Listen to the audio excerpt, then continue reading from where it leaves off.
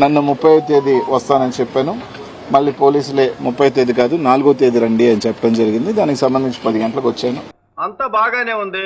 10 గంటలకు వచ్చిన తర్వాత వాళ్ళు కొన్ని క్వశ్చన్లు అడిగారు. నవ్వినా తప్పే, చప్పట్లు కొట్టినా తప్పే, ఏదైనా తప్పే అంటే ఇంకా ఈ ప్రభుత్వంలో ఇంక ఏం చేయాలో కూడా వాళ్ళే చెప్పాలేమో.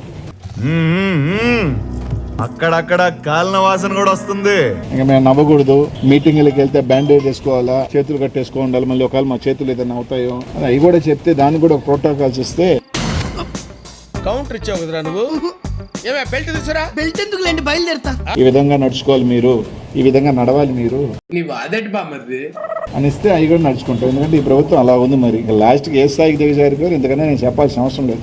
కట్ట మీద కూర్చుని కోతలు కూసే దాంట్లో ఏముండదు గానీ నీళ్ళలో దిగితే తెలుస్తుంది అబ్బా లోతు. నవ్వులో 6 గంటలు విచారించేది ఏముంది? ఏం చేశారు లోపల మీరు? 36 క్వశ్చన్లు అడిగారు. కానీ ఇంకో క్వశ్చన్ అడుగుతాను, ఆన్సర్ చెప్పి ఇంకా క్వశ్చన్ లా లాస్ట్ క్వశ్చన్ రా, కొంచెం ఈజీగా ఉన్నది అడగాలి మరి. ఓకే 36 క్వశ్చన్లు 6 గంటలు పడుతుంది.